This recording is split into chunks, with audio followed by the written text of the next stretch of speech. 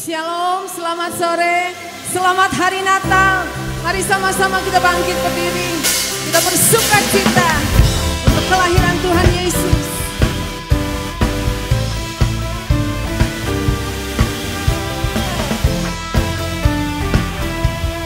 Terima kasih.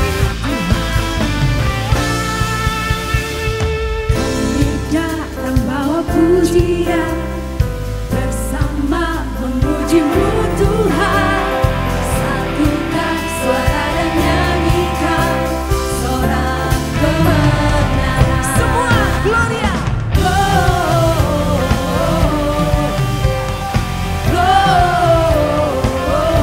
Gloria, besar Tuhan, ditinggikan di atas segalanya. Gloria,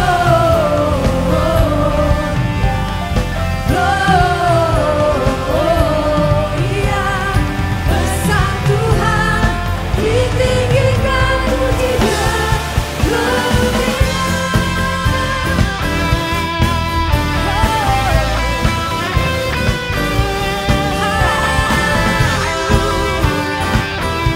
Mari lebih lagi kita mau bawa pujian kita bagi Tuhan. Amin. Sama-sama. Kami datang bawa pujian, bersama memuji-Mu Tuhan. Satukan suara. Satukan suara dan nyanyikan sorak kebenaran. Gloria.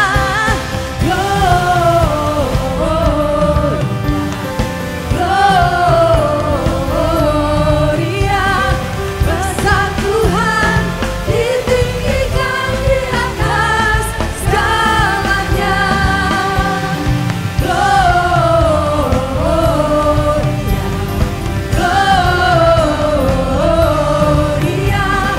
besar Tuhan, ditinggikan pujian. Gloria.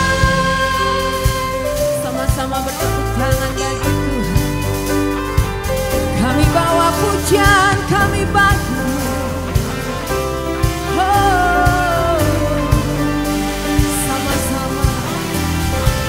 We give you glory, we give you honor, we give you praise for all that you are. We give you glory, we give you honor, we give you praise. Gloria, we give you glory, we give you honor, we give you praise for all that you are. We give you glory, we give you honor, we give you praise. Gloria, we give you glory, we give you honor, we give you praise for all that you are. We give you glory, we give you honor, we give you praise.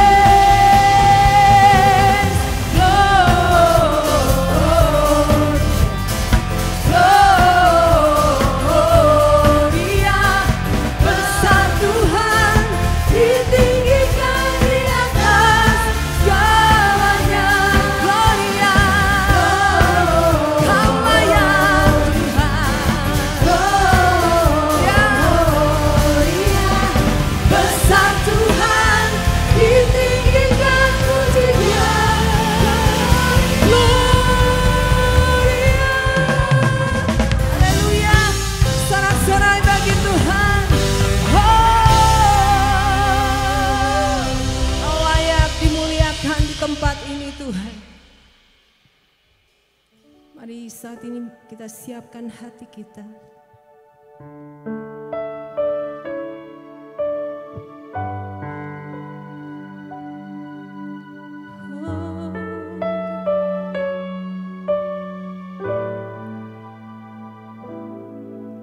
Ku perlu Engkau Yesus, haus jiwaku menantikan-Mu.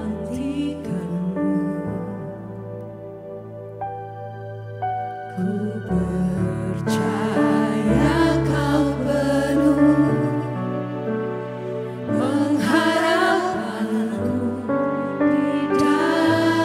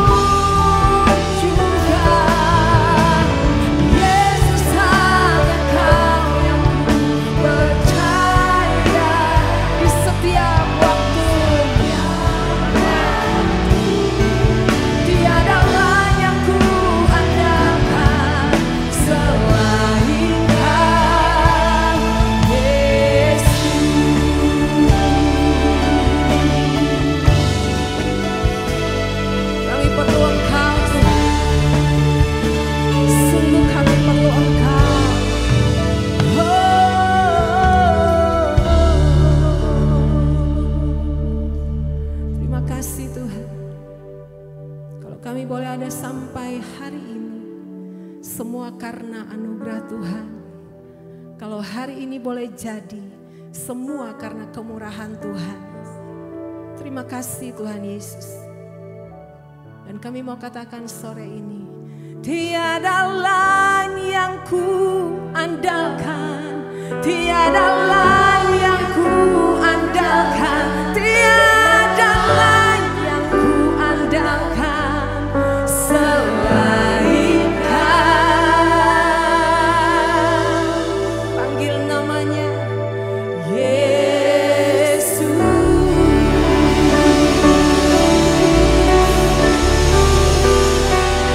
Terima kasih Tuhan. Terima kasih Tuhan.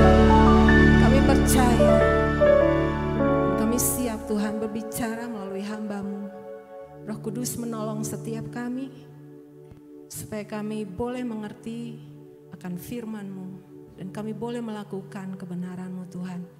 Di dalam nama Yesus, kita yang siap mendengar firman Tuhan, sama-sama kita katakan, amin.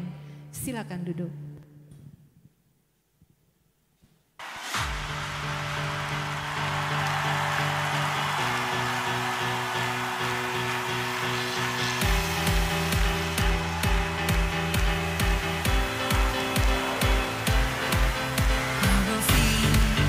I will sing of your love for me.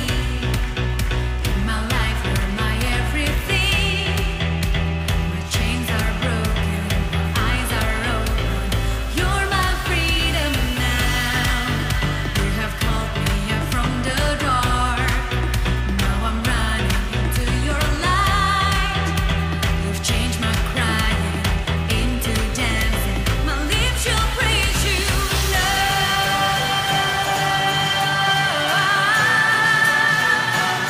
We praise you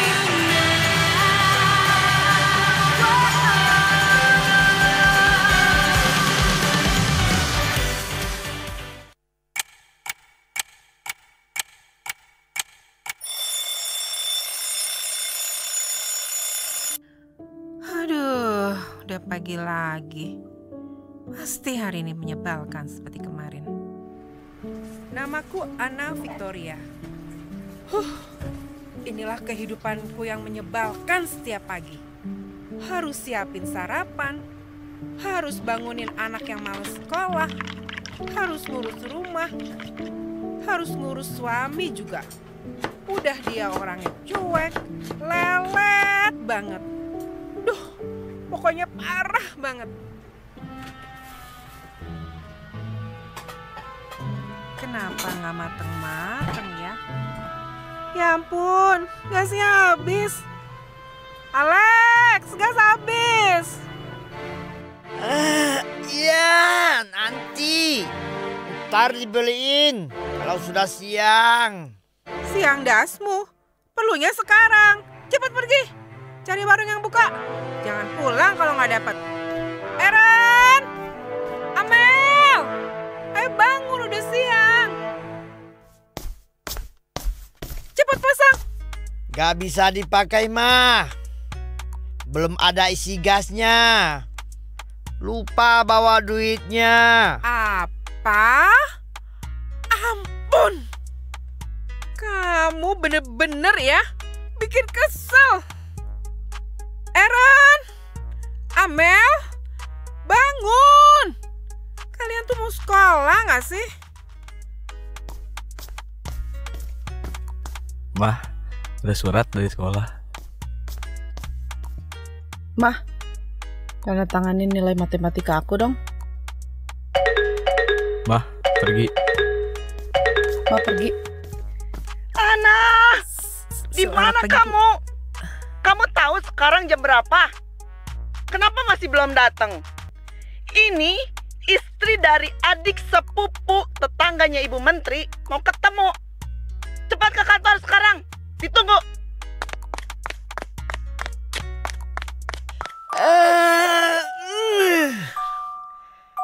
Bangun tidurku terus makan. Tidak lupa membawa guling. Habis itu ku tidur lagi. Sampai anak berbunyi lagi.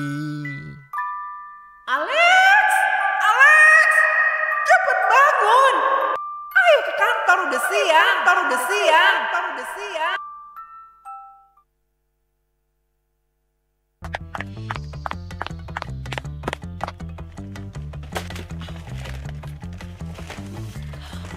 Maaf Bu, saya terlambat. Ana, berapa lama lagi saya harus toleransi keterlambatan kamu? Kamu tahu, adik dari sepupunya tetangganya si Ibu Menteri itu nungguin kamu tahu dari tadi. Sekarang dia jadi pulang. Maaf Bu.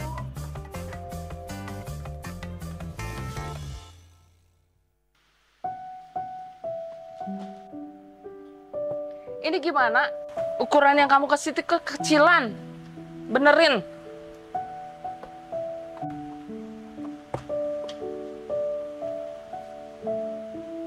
Ibu Camat kemarin minta model kebaya kayak encim. Kok kamu malah buat model kebaya kayak gini? Konsentrasi dong kalau kerja. Jadi kita dimarahin sama bos.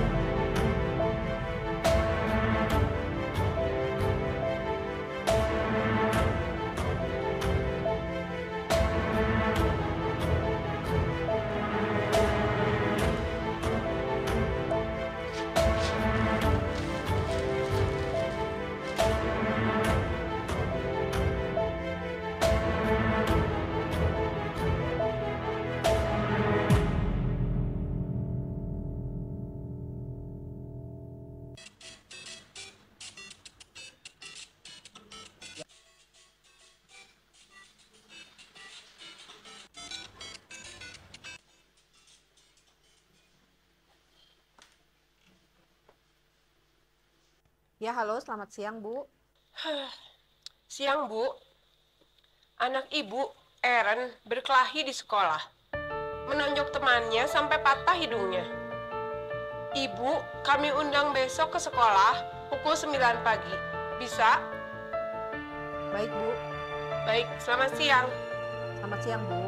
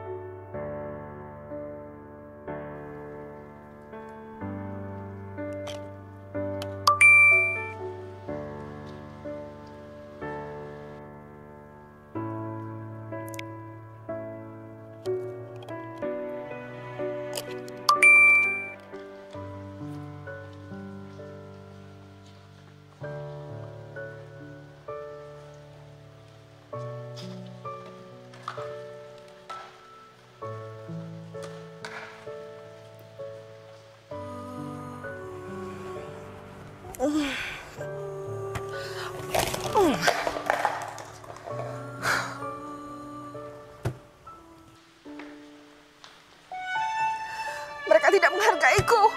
Mereka jahat.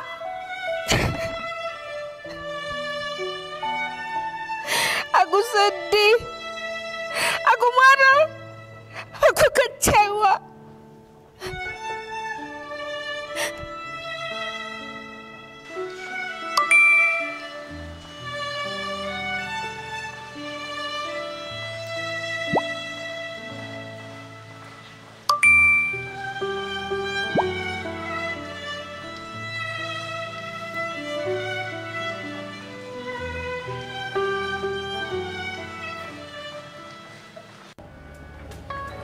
Bagus ya Man ya? Bener loh, kafe yang lu ceritain sini liatin tuh bagus. Banyak spot buat foto-fotonya. Ih, Asik ya, asik ya. Asik ya. Ih, lucu Udah ada ya. pohon Natalnya. Foto yuk, foto yuk. nih. Yuk, foto. Sekarang selfie dulu. Ayo Mer. Ayo Mer. Selamatkan muka masing-masing.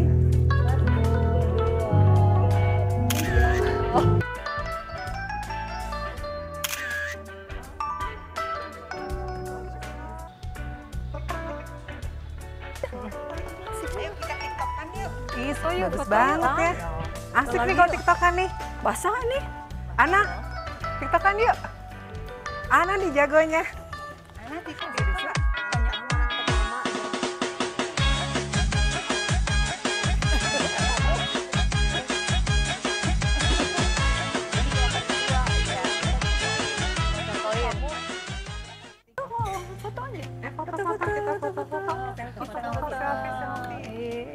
Yuk, makan yuk. Yuk, sana yuk.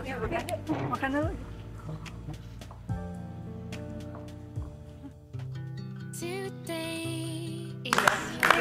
Pilihnya sekarang juga, sekarang juga, sekarang juga.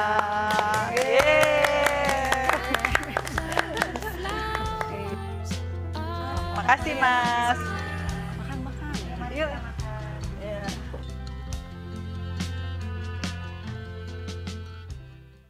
Makanannya enak-enak ya. Ya, enak. Jadi ingat anak aku loh. Kan dia ikutan cooking class kan. Bangga banget loh jadi punya anak. Maksudnya udah punya anak tuh bisa masak sendiri tuh bener loh, bangga banget. Iya. Jadi inget kemarin suami aku juga masak. Enak banget masakannya. Aku kalah deh. Ih, Enak wih, hebat bener. Jarang tuh ya kayak begitu ya. Bisa nambah Enak. Berapa lama lagi saya harus toleransi keterlambatan kamu? Konsentrasi dong kalau kerja. Jadi kita dimarahin sama bos. Mah, tanda tanganin nilai matematika aku dong. Eren berkelahi di sekolah. Menunjuk temannya sampai patah hidungnya. Ntar dibeliin kalau sudah siang.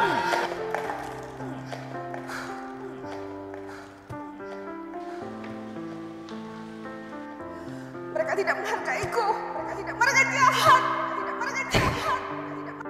Loh, Nak, kamu tuh ngelamun aja dari tadi. Nak, makanmu masih banyak. Ayo dihabisin dulu. Itu nggak apa-apa. Kenapa kamu, Nak? Makan dong, Nak. Ngomong-ngomong, ini jam berapa ya sekarang? Waduh, aku harus pulang. Di rumah mau ada arisan hari ini. Aku duluan ya. Teman-teman semuanya. Nak, sorry ya aku duluan ya. Aku juga duluan ya, mau jemput les dulu. Nah, kamu lagi banyak masalah ya? Jangan pakai kekuatan sendiri. Tuhan pasti menolong, ya. Yuk. Aku masih mau di sini. Kamu duluan aja ya. Ya udah ya, duluan ya. Yuk, bye. Bye.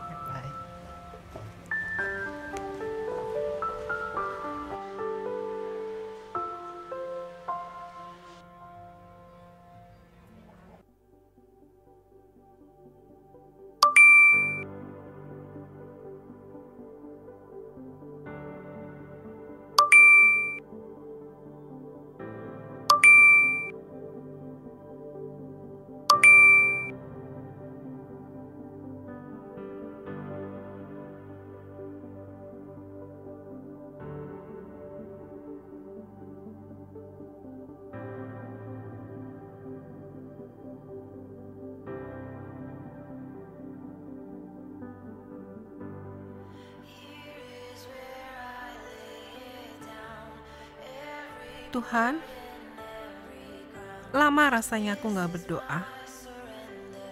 Berat rasanya aku berusaha menjadi yang terbaik.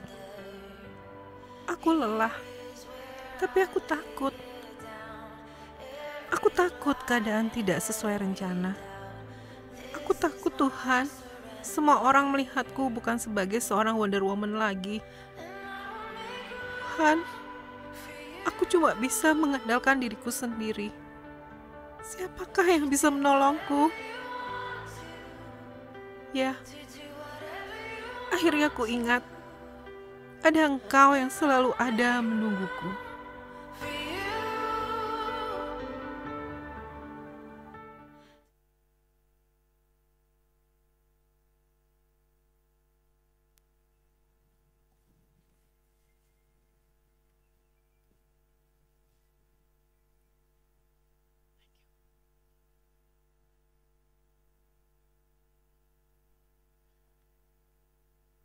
Boleh kasih tepuk tangan yang luar biasa buat drama yang luar biasa. Shalom saudara-saudara semua. Yang belum kenal saya namanya sudah ada di layar, Jesse Lantang. Papa saya dari Manado, mama saya dari India. Makanya saya jadi seperti ini adanya. Saya tinggal di Jakarta dengan 1 istri dan 2 anak. Dan 2 anak saya yang pertama sudah sarjana hubungan internasional. Dan anak saya yang kedua sudah bekerja di dunia entertainment sebagai pemain film. Dan saya pun masih bekerja saudara. Pekerjaan saya nggak jauh dari dapur, oven, dan kompor. Dan lewat pekerjaan saya Tuhan mengirim banyak orang untuk saya bisa layani mereka. Dan kebanyakan yang dikirim sama Tuhan adalah orang yang aneh-aneh dalam tanda kutip. Kalau saudara pengen tahu aneh-anehnya mereka seperti apa, mereka ada yang LGBT, ada yang keluarganya berantakan, ada yang narkobaan, dan lain sebagainya. Tapi saya melihat satu hal, ternyata Tuhan Yesus yang kita sembah adalah Tuhan Yesus yang punya fokus sama masa depan seseorang. Dia nggak peduli serusak apapun masa lalu seseorang, Tuhan Yesus kita selalu paling mahir memulihkan. Amin saudara. Saya rasa itu cukup kenalan dari saya minta ibu-ibu jangan tegang, karena saya memang begini mukanya.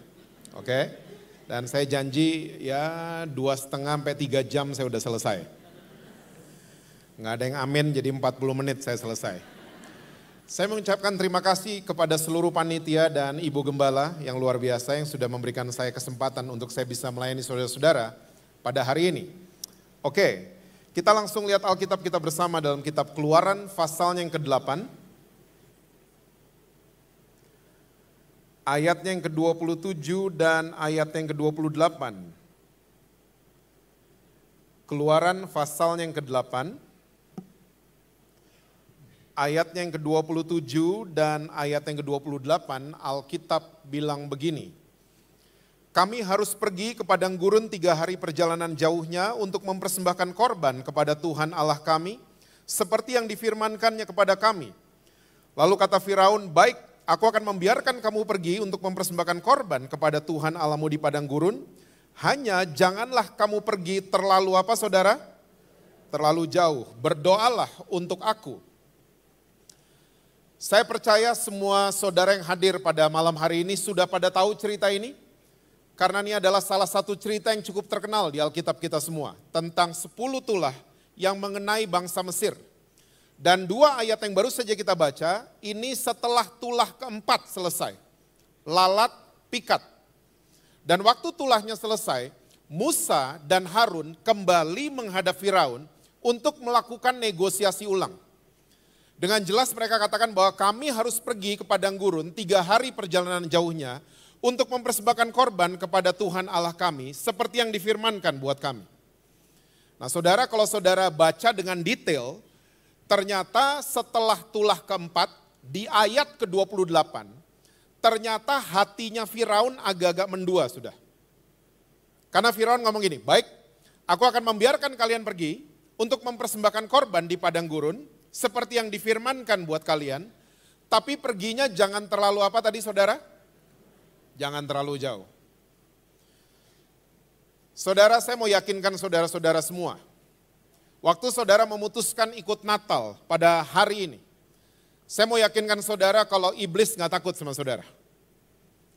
Saudara mau ikut lagi nanti perayaan Natal jam 9 malam, Saudara mau kebaktian 7 kali dalam satu hari, 49 kali dalam satu minggu. Iblis juga gak takut sama saudara.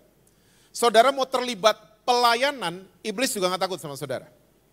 Karena sampai hari ini, iblis masih bicara hal yang sama seperti Firaun bicara buat Musa. Boleh kebaktian, boleh pelayanan, tapi perginya jangan jauh-jauh dari gue. Pernah dengar? Orang Kristen kebaktian rajin, dosanya juga rajin. Di Shiners ini gak ada soalnya, makanya saudara kelihatan bingung. Pelayanan rajin, dosanya juga rajin. Akhirnya apa yang terjadi? Akhirnya begini, kita jadi orang-orang Kristen yang menjadi orang Kristen saat ada acara agama Kristen. Dan penjahat kelas kakap manapun suruh duduk manis 2 jam, semuanya bisa. Termasuk kita. Dan hidup kita di luar sana, di rumah, ya, di kantor kita, sama rekan kerja kita ini cuma dikenal lewat atribut agama yang ada pada kita. Kalung kita ada salibnya, oh Kristen. Rumah kita kalau udah bulan berber ada pohon Natal, oh Kristen. Ya, orang Kristen kalau di mall hari Minggu siang paling ketara. Karena apa? Bajunya bagus-bagus. Bubar kebaktian soalnya. Kita nih cuma dikenal lewat atribut agama yang ada pada kita. Sementara Yesus yang katanya hidup di dalam kita, adik kita gak bisa lihat. Kakak kita gak bisa lihat. Anak-anak kita gak bisa lihat. Suami kita gak bisa lihat. Istri kita gak bisa lihat. Dan seterusnya. Karena kita cuma jadi orang Kristen saat ada acara agama Kristen. Tolong ingat baik-baik ibu-ibu yang saya hormati. Kata agama artinya adalah usaha. Apa saudara? Usaha manusia deketin Tuhan. Kata agama. Sementara misinya Tuhan Yesus yang malam hari ini kita rayain adalah usaha surga untuk deketin saudara dan saya. Jadi waktu kita jadi orang Kristen yang agamawi, kita akan selalu tulalit sama Tuhan Yesus. Karena kita selalu punya pikiran, saya lagi jauh dari Tuhan, saya lagi gak dekat sama Tuhan, Tuhan gak dekat sama saya, Tuhan lagi jauh dari saya. Oh come on Shiners. Alkitab Perjanjian Baru sudah berkali-kali mencatat bahwa Roh Kudus sudah berdiam di dalam saudara dan saya. Coba kurang dekat apa lagi kita sama Tuhan? Pribadinya Allah sudah menyatu dengan kita. Tapi karena agama begitu mempengaruhi cara kita berpikir, akhirnya kita punya perasaan-perasaan seperti itu. Saya lagi jauh, saya lagi gak dekat sama Tuhan. Tuhan jauh ya. Yang dekat sama Tuhan ibu gembala, bukan saya. Dan seterusnya. Ingat baik-baik saudara-saudara, Yesus datang ke dunia yang hari ini dan sudah bertahun-tahun mungkin kita rayakan. Yesus datang ke dunia, dia gak pernah bawa agama. Dia tidak urusan sama agama. Sudah terbukti kan sampai hari ini, agama cuman bikin berantem. Betul. Agama cuman bikin ada orang bisa dicoret dari kartu keluarga. Agama cuman membuat orang bisa bunuh-bunuhan. Agama cuman bisa buat negara lawan negara bisa perang tiba-tiba. Cuman karena agama. Makanya Yesus gak pernah bawa agama. Terus dia datang ke dunia, dia bawa apa? Dia bawa sebuah gaya hidup. Yang kita lupa melakukannya. Nah, Rasul Paulus dengan keras dia menghardik roh agamawi di gereja Korintus. Yuk lihat sama-sama. 2 Korintus 13 ayat yang kelima. 2 Korintus 13 ayatnya yang kelima. Alkitab bilang begini, ujilah dirimu sendiri apakah kamu tetap tegak di dalam iman, selidikilah dirimu apakah kamu tidak yakin akan dirimu bahwa Kristus Yesus ada di mana saudara? Ada di dalam diri kamu. Sebab jika tidak demikian, kalau kita nggak percaya Yesus ada di dalam kita, kita tidak tahan apa saudara? Tahan uji. Waktu kita berpikir Yesus cuma ada di gedung tertentu, Yesus cuma ada di acara tertentu, Yesus cuma ada di kebaktian, kita nggak pernah tahan uji akhirnya. Dan itu orang agamawi kan? Orang agamawi selalu berpikir Yesus mesti didatengin di gedung tertentu, Yesus cuma ada di acara tertentu, Yang paling parah adalah Yesus cuma ada di negara tertentu. Dan kita pulang dari negara itu sampai di Bandung, Pak, Bu, nyembah Tuhan di negara itu beda sama di Bandung. Di negara itu nyembah Tuhan, WL-nya cuma satu, nggak pakai singer, cuma pakai gitar, nggak pakai sound system. Saya merinding loh. Di negara itu, beda sama di Bandung. Saya mau tanya, ibu-ibu pernah ke kamar mayat jam 2 pagi? Saya garanti merinding loh di sana. Hah?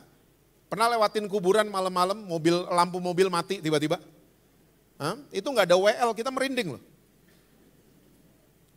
Tapi kita mulai memframing hadirat Tuhan ditandakan dengan merinding atau tidaknya kita. Kenapa ini terjadi? Karena kita berpikir Yesus mesti didatengin di tempat tertentu. Yesus cuma ada di gedung tertentu. Yesus cuma ada di hari tertentu. Orang agama akan selalu berpikir seperti itu. Makanya orang Kristen yang agamawi, dia kuatnya cuma hari Senin sama Selasa kan? Karena Minggu baru dikhotbahin. Rabu terganggu, Kamis kepleset, Jumat parah, Sabtu nyesel. Pengalaman semua. Minggu datang lagi ke gereja, nyesel. Ya, dan terus gitu-gitu aja terus. Gitu-gitu aja terus. Oke, kalau Desember lagi raya Natal ya nangis-nangis sedikit lah kita. Karena kita berpikir seperti itu, Yesus ada di tempat tertentu. Makanya kita nggak tahan uji. Nah, sebaliknya, waktu kita mulai percaya Yesus ada di dalam kita akan tahan uji. Karena kita percaya kita sudah menyatu dengan pribadinya Tuhan. Oke? Nah, ini yang saya sebut dengan kecerdasan spiritual. Kecerdasan spiritual, kita baca Alkitab, kita keluar rumah, keluar dari gedung gereja. Orang-orang di luar sana nggak baca Alkitab kan kayak kita? Saudara masih baca Alkitab kan? Sini doang ya masih, saya di sini aja. Orang-orang di luar sana nggak baca Alkitab seperti kita. Nah, kecerdasan spiritual adalah kita baca Alkitab, waktu kita keluar dari gedung gereja, waktu kita keluar dari rumah kita, orang-orang bisa baca Alkitab lewat kelakuan kita. Itu namanya spiritual intelligence, kecerdasan spiritual. Makanya Rasul Paulus kalau saudara mundur nih 2 Korintus, dia bilang kita nih suratan yang terbuka. Spirit kita mesti cerdas. Nah ternyata selama ini kita salah posting. Kita cuma posting acara agama doang, lagi angkat tangan, ibadah Natal. Kita posting-postingnya ginian. Kita lupa demonstrasi firman Tuhan di luar sana justru. Orang-orang tiba-tiba bisa ngeliat, oh ada Yesus hidup di dalam dia. Ternyata dia nggak gampang terluka orang itu. Ternyata dia nggak gampang tersinggung. Dia nggak baperan ternyata. Emang terbukti sih, dia rajin ke gereja. Nah terbukti di luar. Jangan sampai kita cuma rajin ke gereja, tapi di luar nggak karuan. Itu namanya spirit kita kurang cerdas. Seorang chef dikenal bukan lewat postingannya dia lagi baca buku resep. Betul apa betul? Seorang chef dikenal waktu dia demonstrasi masak baru, wow orang-orang, he's a good chef. She's a good chef. Orang-orang gak mau tahu dia baca resep kayak gimana. Nah sama orang-orang di luar sana, suami saudara, anak saudara, adik, kakak saudara, gak mau tahu saudara banyak hafal ayat atau enggak. Demonstrasi gak kita? Cerdas gak spiritual kita? Bulan lalu ada true story nih, dari negara namanya Jepang. Ada orang Indonesia baru datang di Jepang. Waktu dia baru datang, dia ngerokok. Rokoknya habis, dia pikir Jepang tuh Indonesia. Rokoknya disentil. Dilihat sama orang Jepang. Apa yang orang Jepang buat? Rokoknya diambil, ternyata rokoknya masih nyala. Dimatiin sama orang Jepang di aspal. Dia keluarin tisu dari kantongnya, aspalnya dilap. Rokoknya dimasukin tisu, tisunya dibuang di tempat sampah. Orang Jepang punya budaya nolongin orang itu honor buat dia. Apa tuh? Kehormatan buat dia. Jadi habis dia buang ini rokok dengan tisunya, dia datengin orang Indonesia. Indonesianya takut, disangka Jepangnya mau marah. Indonesia mundur-mundur. Orang Jepangnya datang ke depan orang Indonesia, apa yang dia buat? Dia nunduk. Honor buat dia, nolongin orang Indonesia. Apa yang terjadi? Orang Indonesianya culture shock. Kaget orang Indonesianya. Besoknya nih orang Indonesia berubah, gak mau nyampah sembarangan. Ini orang Indonesia berubah, lihat kelakuannya orang Jepang. Bukan dikotbain, bukan dihakimin, bukan dituduh-tuduh. Dia berubah lewat kelakuan orang Jepang, berubah orang Indonesianya.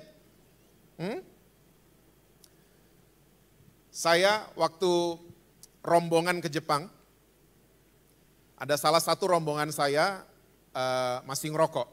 Dan waktu kita di stasiun, saya lagi beli mineral water, tiba-tiba dia datengin kasirnya, dia cuma iseng nanya, smoking room di mana? Saudara tahu kasirnya bikin apa? Kasirnya dikunci, di belakang rombongan Indonesia ini ada customer lain orang Jepang. Kasirnya ngomong gini, tunggu sebentar ya, saya mau anterin dia. Dan customer di belakang orang Indonesia ini tenang, tidak marah-marah, mau sabar menunggu. Dianterin orang Indonesianya ke smoking room. Jauh, 2 kali turun tangga, belok-belok baru nyampe. Dan waktu sampai di smoking room, sama, dia nunduk. Honor, nolongin orang lain. Mungkin ibu-ibu gak ada yang nonton sepak bola ya? Ibu nontonnya drakor ya? Hah?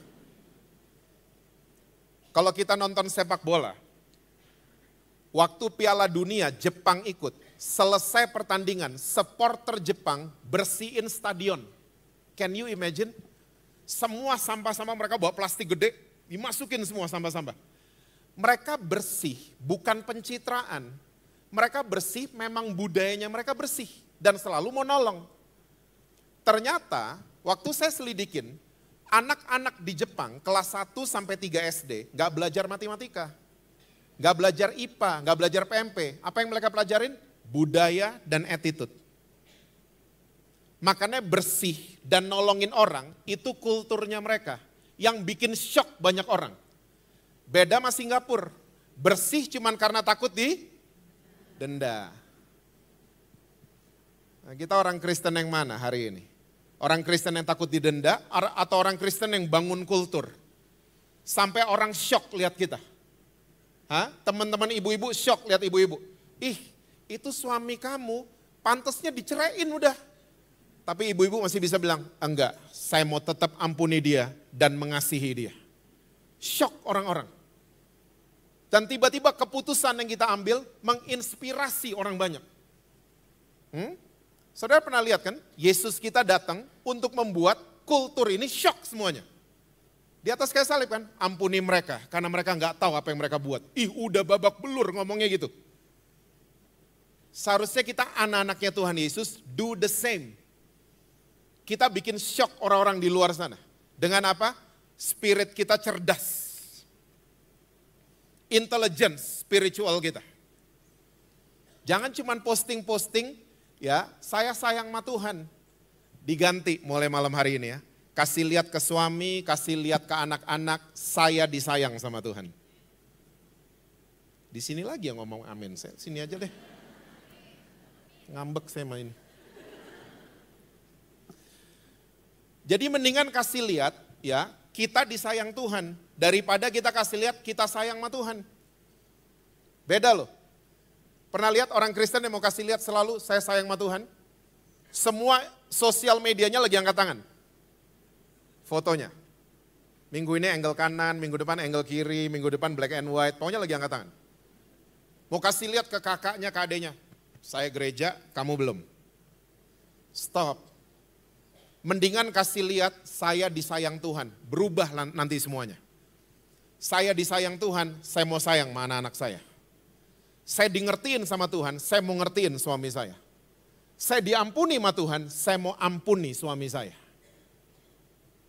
Susah nih aminnya kayaknya. Kayaknya sebelah sini ada masalah kayaknya ya. Kita perlu ngopi kayaknya. Ha?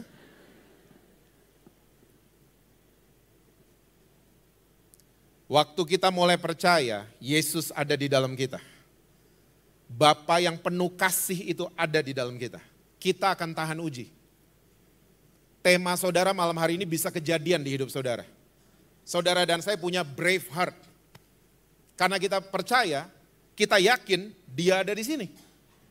Mau kita ada dimanapun, bukan di gedung gereja, waktu kita percaya Tuhan ada di dalam saya, kita akan tahan uji. Saudara tahu nggak, waktu orang Kristen nggak percaya, Tuhan Yesus ada di dalam kita. Tahu nggak kita sering apa? Khawatir. Hah? Kayak Ana tadi. Udah lupa Ana, tadi. Yang masak nggak ada yang makan. Khawatir.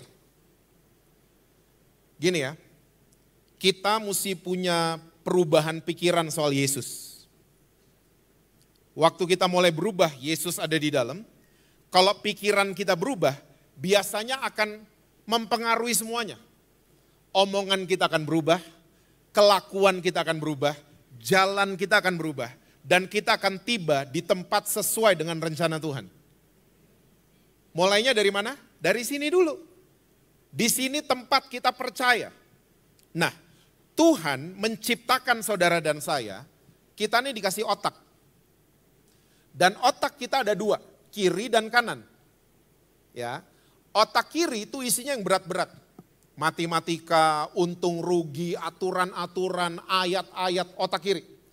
Dan otak kiri kalau lagi bekerja, bola mata kan menuju ke kanan.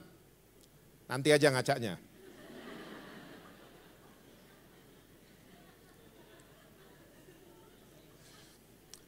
Nah, otak kanan isinya adalah yang rileks, kreatif, makan, minum, musik, tari-tarian, ya, jatuh cinta itu otak kanan. Ya, dan otak kanan kalau lagi bekerja, bola mata akan ke kiri. Nah, Yesus datang di satu bangsa yang otak kirinya luar biasa. Bangsa Yahudi. Banyak literatur, banyak buku-buku yang saya baca, orang Yahudi tidur aja tuh ngitung. Bayangin tuh, mereka otak kirinya sangat-sangat kuat. Nah, makanya ternyata Yesus paling sering pakai istilah makanan untuk membuat mereka rileks. Ya, akulah roti hidup. Gitu kan? Dia nggak bilang yang lain, dia bilangnya roti. Akulah air hidup. Coba, semua punya fotonya kan? Yesus sama 12 muridnya di ruang kelas atau di meja makan?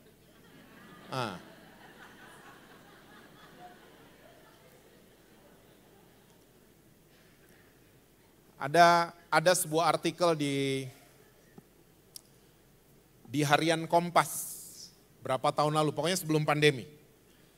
Ada seorang dosen di universitas di Jakarta. Dia survei karena metode kelas itu adalah metodenya orang Yunani. Ya, dosen di kelas, muridnya pada duduk. Dosennya di depan kelas. Nah, dosen ini suka bingung karena setiap deliver mata kuliah 1,5 jam, mahasiswanya tuh gak ada yang tertarik. Semuanya diem. Ditanya, ada yang mau bertanya? Semuanya gak ada yang nanya. Kalaupun bertanya, pertanyaannya di luar mata kuliah. Pak, liburnya kapan gitu? Hah? Nah, dosen ini mulai frustrasi, kayak Ana tadi frustrasi. Dia akhirnya memutuskan, saya mau pakai metodenya orang Yahudi. Bukan Yahudi sebenarnya, metodenya Yesus. Bukan metode Yahudi. Saya mau ajak nih mahasiswa, dia izin sama dekan dan lain sebagainya. Singkat cerita diizinin. Dia tiba-tiba pengumuman waktu lagi kuliah. Minggu depan kuliah kita nggak di sini. Tapi di mall. Dia tentuin kafe mana. Bawa diri aja sama uang untuk beli kopi sama muffin. Gak usah bawa buku, bawa diri aja. Dia tes. Nah, minggu depannya ternyata datang semua mahasiswanya. Waktu kuliah yang biasanya di ruang kelas 1,5 jam, tiba-tiba waktu di kafe tersebut jadi 5 jam. Semua mahasiswa tiba-tiba nggak disuruh nanya, semuanya nanya sendiri. Karena apa? Otak kanan diaktifkan. Otak kirinya tumpul. Makanya jadi rileks semuanya. Dan ternyata waktu ujian, semua yang ikut ke kafe, nilainya A+ semuanya.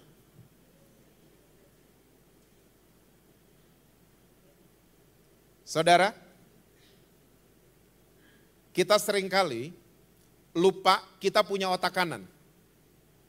Makanya sampai hari ini masih terjadi kan ginian, Deal-deal bisnis besar terjadi di mana? Meja makan, bukan di ruang meeting. Di ruang meeting adendum terus. Tapi waktu muffin keluar, kopi keluar, tanda tangan langsung. Tumpul otaknya ininya. Kalau saudara punya anak, mereka mau pacaran, atau diajak ngedate sama cowok temennya, ajarin. Ya, apalagi yang punya anak cowok, jangan nyatain cinta di atas angkot. Susi, gue ternyata suka sama lo.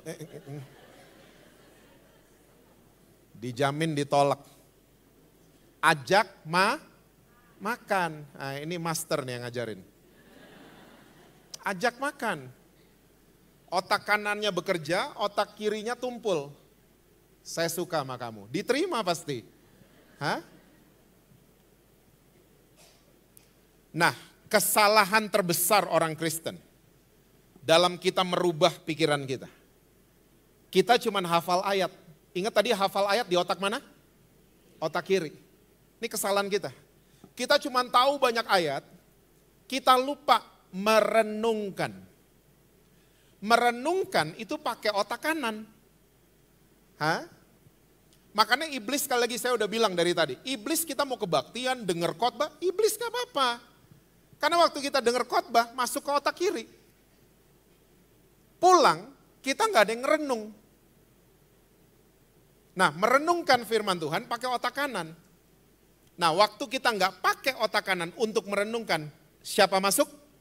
Iblis masuk. Dia kasih apa tadi? Khawatir. Dia kasih bahan perenungan yang lain. Ya, dia kasih nih loh, laki ini, laki orang padahal. Nih, renungin.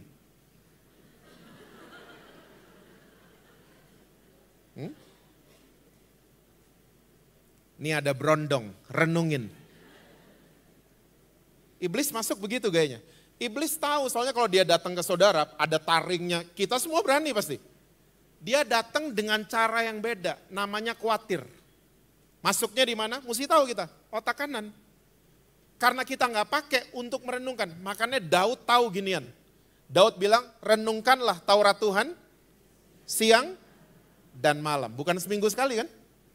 Siang dan malam. Karena iblis mendakwa saudara dan saya siang dan malam juga. Mulai merenung kalau Tuhan Yesus baik sama saya. Mulai direnungkan, mulai percaya Tuhan Yesus, saya nomor 1 di pikirannya Tuhan Yesus. Makanya dia mau datang dan mati buat saya. Mulai direnungin. Waktu kita renungin firman Tuhan, dia jadi rema, mendarah daging artinya. Dan waktu melakukan gak terpaksa, karena direnungin. Ibu-ibu seharusnya yang masak itu tahu gini-ginian. Ya, waktu kita renungin itu resep, masak, skillnya keluar kan. Gak nyontek-nyontek lagi. Karena apa? Mendarah daging itu resep. Nah, ini yang dibilang dengan apa tadi? Kecerdasan spiritual. Saudara tahu nggak? Orang kalau udah khawatir, dia akan bawa dirinya ke daerah lawan. Orang kalau udah khawatir. Pernah dengar? Atau pernah ngalamin? Cuman karena khawatir, iblis kan taburin kekhawatiran kan. Terus waktu dia kasih khawatir, kita yang bawa diri kita ke daerah musuh. Yuk lihat ayatnya, 1 Samuel 27 ayat yang pertama. 1 Samuel 27, itu judulnya Daud di antara orang Filistin.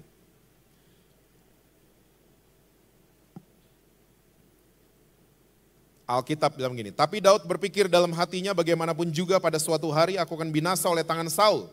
Jadi tidak ada yang lebih baik bagiku selain meluputkan diri dengan segera ke negeri orang Filistin. Maka tidak ada harapan bagi Saul untuk mencari aku lagi di seluruh daerah Israel. Dan aku akan terluput dari tangannya. See? Daud orang Israel tulen ya. Dan kalau saudara baca ayat ini nadanya nih khawatir. Satu hari Saul akan bunuh saya. Jadi mendingan saya menyingkir ke daerah mana tadi? Filistin. Saudara tahu Filistin siapanya Israel? Musuh bebuyutannya orang Israel. Cuman karena khawatir dia bawa dirinya ke daerah musuh. Dan sempat beberapa saat dia melayani orang-orang Filistin. Sama kan ini cerita sampai hari ini? Waktu kita khawatir, tanpa kita sadari, kita bawa diri kita kepada kerajaan kegelapan. Gereja sih, tapi yang kita layani raja kerajaan kegelapan. Cuman karena khawatir. Oh, saya ketemu model gini banyak. Ibu-ibu model gini banyak. Diserang sama kekhawatiran, ya akhirnya jadi overthinking. Akhirnya dia bawa dirinya ke hal-hal yang unbelievable. Banyak ibu-ibu di Jakarta, di ini kayaknya nggak ada. Kayaknya muka saudara manis-manis kayaknya. Khawatir suami nggak berubah, khawatir. Orang tuh kalau udah khawatir, nggak bisa bedain lagi mana takut, mana bahaya. Saya ulang, orang kalau udah khawatir, dia nggak bisa bedain mana takut, mana bahaya. Kalau udah khawatir, ya dia khawatir suami nggak berubah, suami tiba-tiba ada reuni SMA, ketemu pacar SMA, CLBK. Cucian lama belum kering.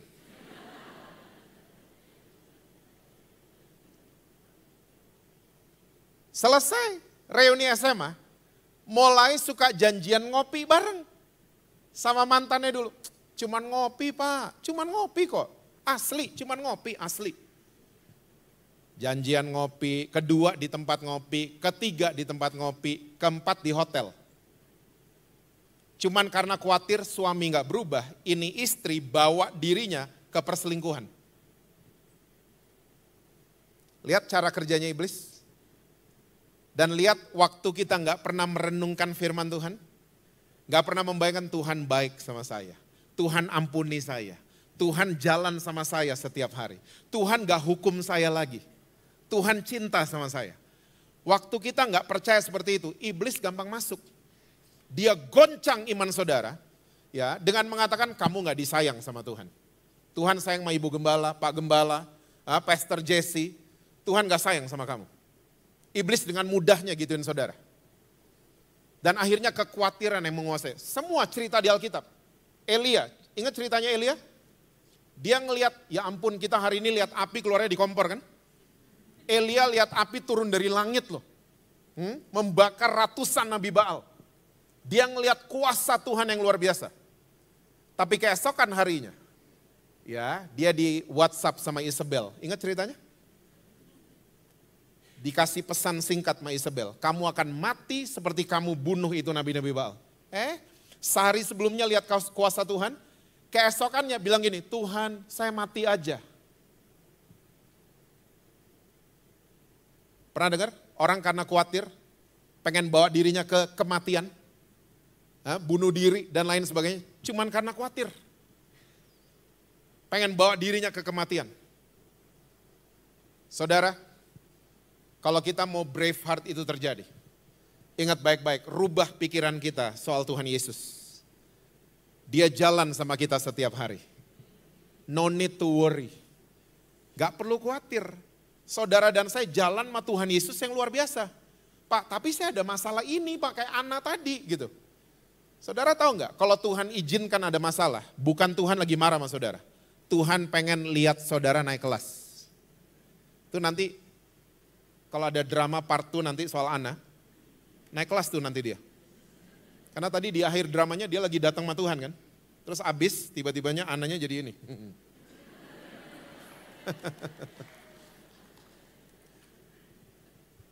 Ya, kalau ada masalah, Tuhan lagi sayang sama saudara.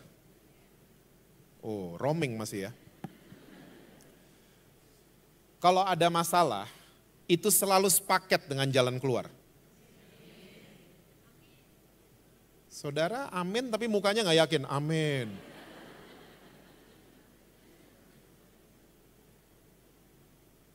Masalah selalu sepaket dengan jalan keluar. Terus ngapain ada masalah? Kalau sepaket sama jalan, ternyata yang mau dirubah bukan masalahnya. Kita mau dirubah sama Tuhan. Apanya yang mau dirubah? Karakter kita. Cara kita mikir soal Tuhan. Mau dirubah. Makanya kalau ada masalah, mengucap syukur. Wah, roaming lagi langsung. Kalau ada masalah, berarti kita mau naik kelas. Karena itu ujian. Beda sama iblis. Iblis selalu kasih cobaan. Ini bedanya Tuhan sama iblis kan? Kalau ada apa? Kita lagi naik pangkat, kita lagi ini, suami kita dipromoin. Dua-duanya datang. Tuhan datang dengan ujian, iblis datang dengan cobaan. Tuhan datang dan pengen lihat. Anak saya kalau dipromosiin karakternya gimana? Sombong apa enggak? Ujian loh itu. Kita pikir, wah ini berkat dari Tuhan. Enggak, lagi diuji saudara. Iblis datang juga, kasih cobaan. Ya, ujian buat naik kelas, cobaan buat turun kelas. Dan cobaan selalu dari iblis. Iblis waktu datang, itu semua karena kamu. Kamu yang berjasa. Ya, bangga dong sama diri kamu. Iblis, bikin kita sombong. Tuhan kasih ujian, iblis kasih cobaan. Makanya di Indonesia adanya ujian nasional, bukan cobaan nasional.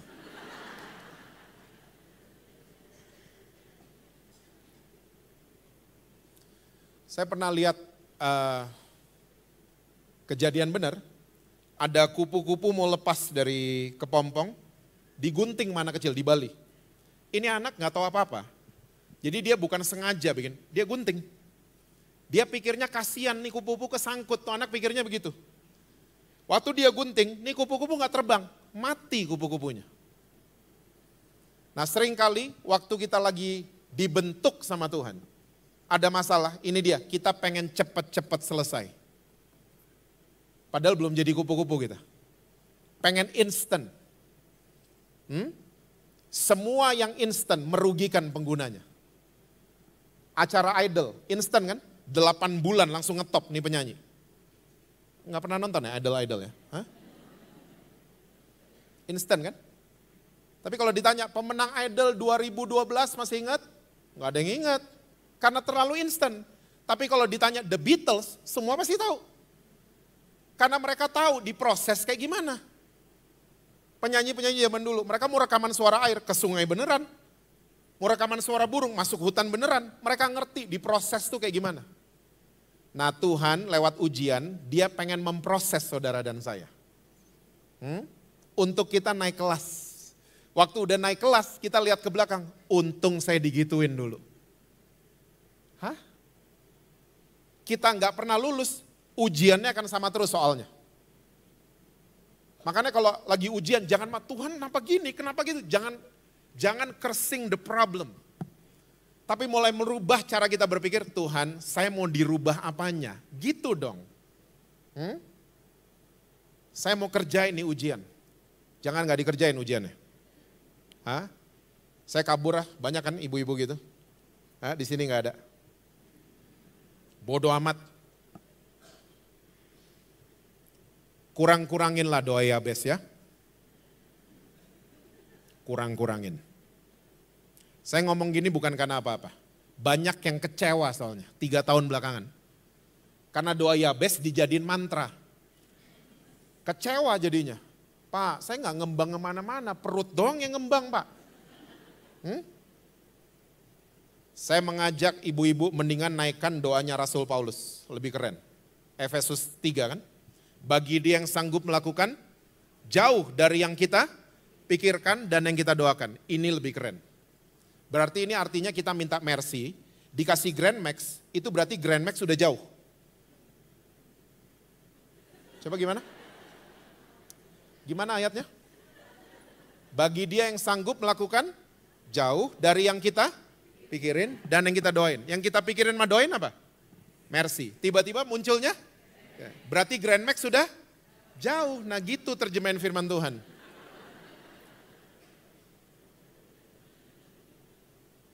Tuhan kok jahat sama saya? Tuhan kan tahu saya mau mercy. Tuhan gak jahat, Tuhan tahu yang terbaik buat saudara. Tuhan lihat dari atas, dikasih mercy lo jalan mebrondong lagi nanti. Grand Max dulu.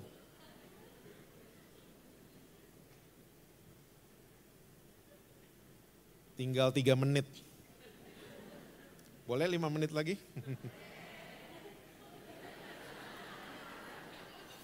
Yang sini sekarang yang semangat.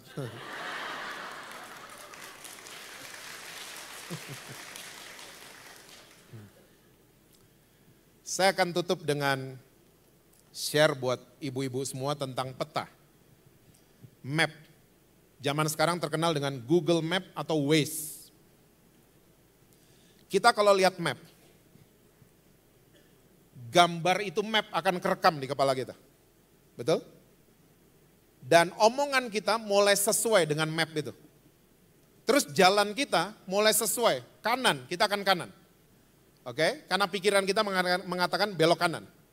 Dan kita akan tiba sesuai dengan peta tersebut. Nah, peta di dunia kita tuh ada 3, saudara. Kita mulai ya, dengan cepat. Yang pertama peta politik.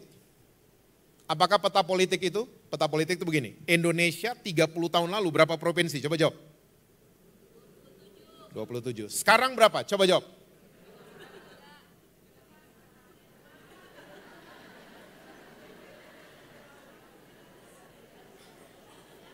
Tadi waktu 27 seragam loh semua. Sekarang ditanya berapa, ada yang 38, ada yang 33, ada yang mukanya emang berubah, ada yang gitu loh mukanya. Kelihatan dari sini, kelihatan.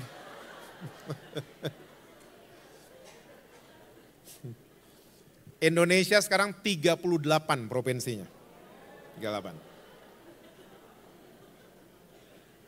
Timur-timur bukan Indonesia lagi sekarang. Dia jadi apa? Negara tetangga, Timor Leste. Kalau kita nggak ikutin perubahan, omongan kita bisa salah nggak? Kita ke travel gitu, saya mau 1 dong tiket domestik kemana? Timur-timur? Loh bukan, itu udah international flight. Bukan domestik lagi. Doa kita salah. Tuhan pulihkan Indonesia yang terdiri dari 27 provinsi. Nyong udah ganti nyong. Nggak Indonesia doang.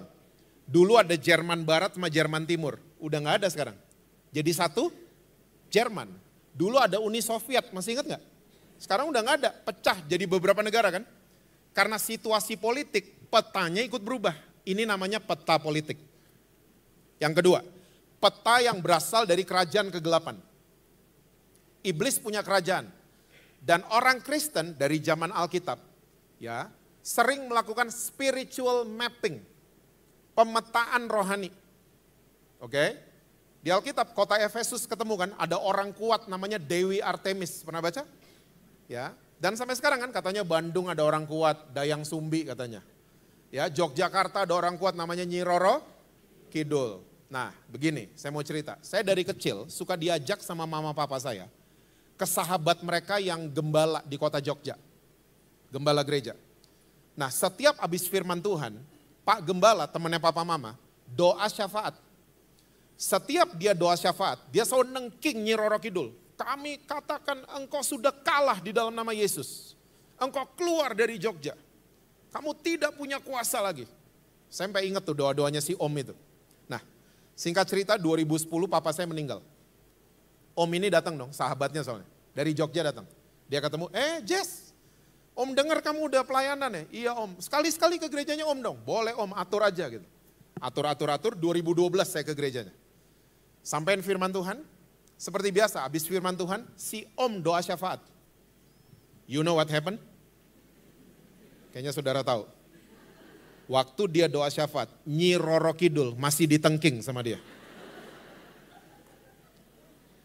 Nalar saya mulai jalan, kok nggak kalah-kalah.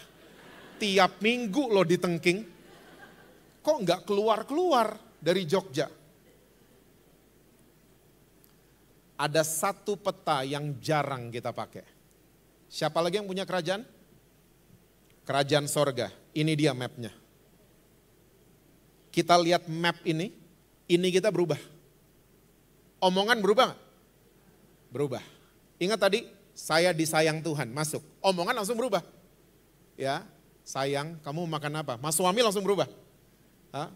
Wah, segala macam. Ana nanti juga berubah kan, part 2.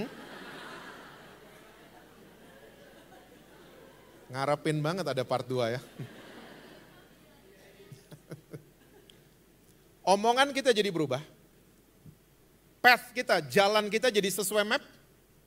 Kita jadi on track dan kita akan tiba sesuai dengan titik. Sesuai dengan rencana Tuhan. Kita tiba di tempat-tempat sesuai dengan rencana Tuhan. Kita bertemu dengan orang-orang sesuai dengan rencana Tuhan. Awalnya dari mana? Lihat map yang benar. mulai diperkatakan yang benar, dirubah cara mikirnya, semuanya akan ikut berubah. Semua akan ikut berubah. Ya, jangan khawatir lagi, jangan lihat mapnya iblis. Boleh cerita terakhir? Terakhir mulu deh tadi ya. Saya tahun 2003, saya nganterin teman saya ke pedalaman Kalimantan.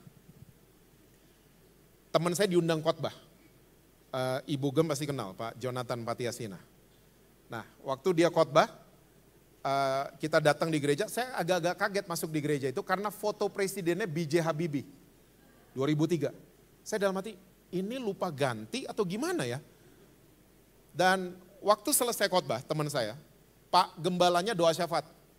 Waktu dia doa syafaat, kami memberkati Bapak Presiden kami, B.J. Habibie. Wih, ini gak tahu beneran ini. Nah, selesai kebaktian makan bareng kan, waktu makan bareng, teman saya memberanikan diri kasih tahu sama Pak Gembala, Pak, kita mau kasih tahu sesuatu, ada yang salah Pak, ada apa? Ada apa gitu? Saya ngomong, Pak, presiden kita udah ganti Pak, bahkan sudah 2 kali ganti Pak. Gus Dur dulu, sekarang udah Megawati Pak. Saya mau tanya sama Shiners, itu orang di pedalaman di Kalimantan, mereka semua warga negara Indonesia, darah mereka Indonesia, tapi mereka nggak tahu orang nomor 1 mereka siapa. Sama sama orang Kristen. Kita semua warga negara kerajaan sorga, darah kita ditebus pakai darah yang sama, tapi seringkali kita nggak angkat Yesus jadi nomor 1 di kepala kita. Kita angkat yang lain, khawatirlah segala macam. Braveheart-nya nggak pernah terjadi. Mulai malam hari ini, angkat Yesus jadi orang nomor 1. Cuman dia orang kuat satu-satunya untuk saudara dan saya. Semua masalah-masalah kayak Ana, dia sanggup menyelesaikan semua masalah saudara dan saya. Dia sanggup, asal kita angkat dia jadi orang nomor 1. Jangan khawatir yang dikasih makan, jangan ketakutan kita yang dikasih makan. Tapi angkat Yesus, firman-Nya Yesus yang harus jadi makanan kita setiap hari. Amin saudara, Tuhan berkati kita semua, selalu sukses, harmonis di rumah, dan rekening bank selalu penuh buat saudara. Wow. Perlu sesi kedua memang ya. Saya mau undang Ana untuk maju ke depan. Ini dia. Boleh tepuk tangan buat Ana.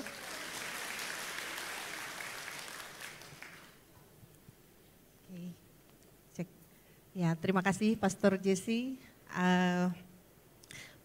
Ibu-ibu, perkenalkan nama saya Ana Victoria. Bersyukur pada malam hari ini saya diundang oleh teman saya untuk datang ke pertemuan Shine ini. Dan buat teman-teman ibu-ibu yang diundang, bersyukur Tuhan pasti punya rencana buat kita semua. Sebelumnya saya ini adalah orang yang perfeksionis. Saya Ana. Saya memilih suami juga berinisial awalan A dan anak-anak saya juga A, ya. Suami saya Alex dan anak-anak saya adalah Aaron dan Amel. Ya sebelumnya saya selalu mengejar kesempurnaan. Saya berusaha menjadi istri yang sempurna, saya berusaha menjadi ibu yang sempurna, dan saya juga berusaha menjadi pekerja yang sempurna. Tapi waktu saya mengejar kesempurnaan itu, saya justru semakin tertekan. Saya semakin frustasi. Dan butuh keberanian untuk saya menyerahkan hidup saya kepada Tuhan. Supaya Tuhan bisa ambil bagian. Dan ketika saya menyerahkan hidup saya kepada Tuhan, justru Tuhan memberikan sukacita yang lebih dalam hidup saya. Masalah itu akan tetap ada, Bu-ibu. Tapi bersama Tuhan, saya bisa melewati badai sesulit apapun. Puji Tuhan, setelah saya menyerahkan semuanya kepada Tuhan, saat ini saya dipromosikan dan diangkat menjadi desainer di ajang Putri Indonesia. Beri kemuliaan buat Tuhan. Dan Alex, suami saya, boleh kesini, boleh kasih tepuk tangan buat Alex, suami saya. Sekarang udah menjadi suami yang lebih baik. Ya Pap ya. Dan juga anak-anak saya, Aaron dan Amel. Saat ini jauh lebih baik di sekolah.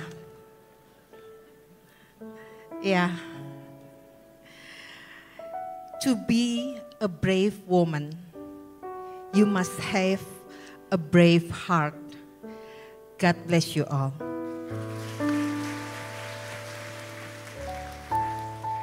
Boleh sekali lagi kasih tepuk tangan buat Ana dan keluarga. Ternyata part 2-nya sudah barusan ya. Oke, malam hari ini saya ingin mengajak saudara-saudara. Mungkin gak semua yang datang pada malam hari ini frekuensi kita sama. Mungkin ada yang lemah, ada yang lagi kuat-kuatnya, ada yang lagi setengah-setengah dan lain sebagainya. So, gak ada salahnya malam hari ini kita akan grouping ya. Mungkin berdua atau bertiga senyamannya saudara. Dan kita mulai saling mendoakan. Boleh? Ya, cari aja teman ibu-ibu mungkin kanan kiri 2 atau 3 orang. Dan saya kasih waktu 5 menit untuk mulai saling mendoakan.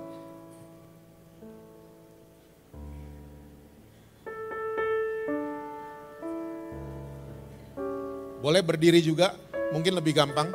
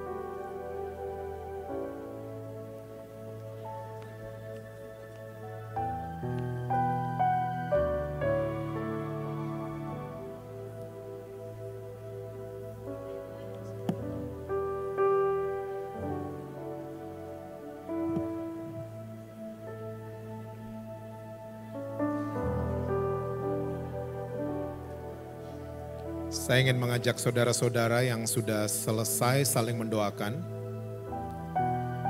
Kita akan candlelight bersama-sama. Boleh menyalakan lampu handphone saudara. Yang sudah selesai saling mendoakan. Kita bangkit berdiri bersama-sama.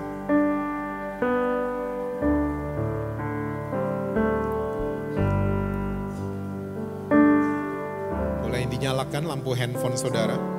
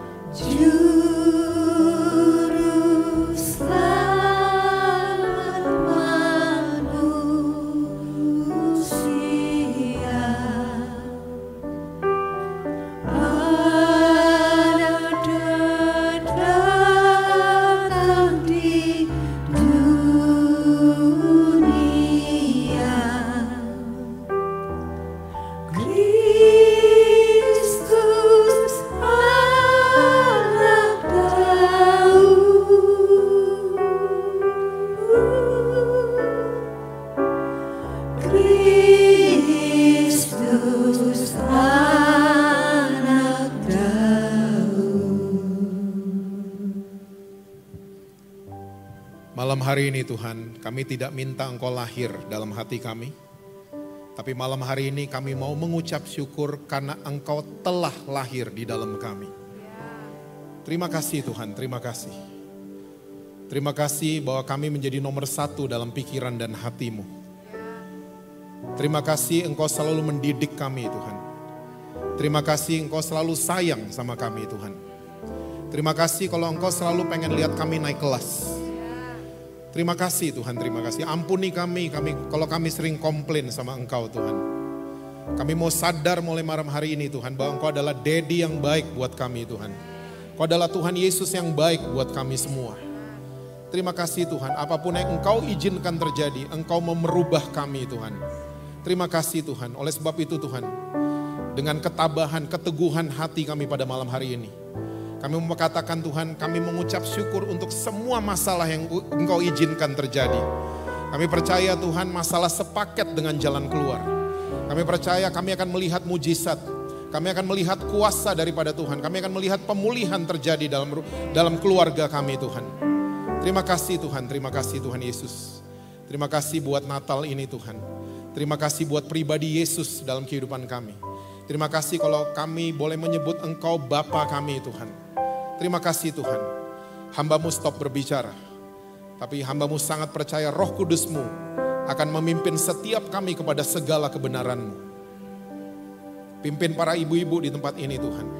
Jadikan mereka Tuhan terang dan garam untuk suami mereka, untuk anak-anak mereka, untuk cucu-cucu mereka.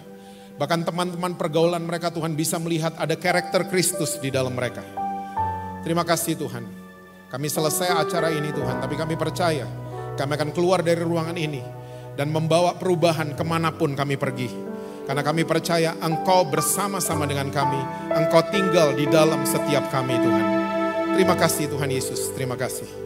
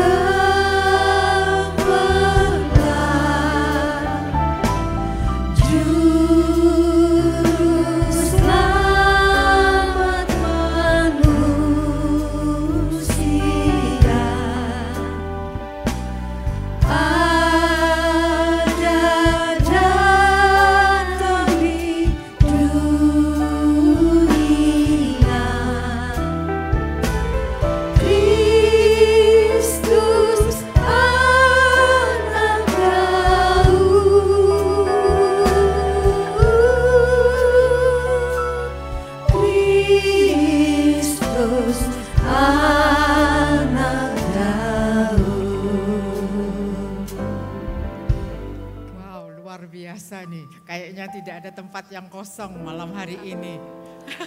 Luar biasa, kita tepuk tangan bagi kita masing-masing. Ya, kita bersyukur kalau malam hari ini kita boleh merayakan Natal dengan sukacita. Kalau kita sudah mendengar firman Tuhan, mungkin pada waktu kita datang kita memiliki kekhawatiran dalam hidup kita. Kita percaya bahwa hidup kita tidak akan lepas dari masalah, tapi kita tahu bahwa firman Tuhan meyakinkan kita, telah meneguhkan hati kita. Amin. Mari kita akhiri ibadah kita dengan sukacita dengan berdoa. Tuhan, terima kasih kalau malam hari ini kami boleh kembali merayakan Natal Tuhan. Natal senantiasa mengingatkan kami akan kasih-Mu yang begitu besar atas kami Tuhan. Natal mengingatkan kami bahwa Engkau telah membuktikan kasih-Mu dengan mengirimkan Yesus untuk datang ke dunia, untuk lahir bagi kami Tuhan, menebus hidup kami. Kami tahu Engkau sangat mengasihi kami dan kasih-Mu yang sempurna itu akan melenyapkan setiap ketakutan dalam diri kami. Terima kasih Tuhan, dan kami tahu di dalam kasih-Mu itu kami mau menyerahkan diri kami semakin sungguh-sungguh kepadamu. Kami mau semakin mengasihi Engkau dengan segenap hati kami, dengan segenap akal budi kami, dengan segala kekuatan kami Tuhan. Kami mau mempersembahkan diri kami sebagai persembahan yang hidup kepadamu ya Tuhan. Pakai hidup setiap kami Tuhan untuk menjadi berkat bagi dunia yang sedang dalam kegelapan ini. Terima kasih Tuhan, mari kita akan menerima berkat Tuhan sebelum kita meninggalkan tempat ini. Terimalah, Tuhan memberkati engkau, Tuhan melindungi engkau, Tuhan menyinari engkau dengan wajahnya dan memberikan engkau kasih karunia. Tuhan menghadapkan wajahnya kepadamu dan memberikan engkau damai sejahtera. Mari kita pulang menikmati berkat Tuhan, menikmati perlindungan Tuhan, dan merasakan segala anugerah dan damai sejahtera di sepanjang hidup kita. Di dalam nama Tuhan Yesus kami berdoa. Amin. Tuhan memberkati, selamat hari Natal.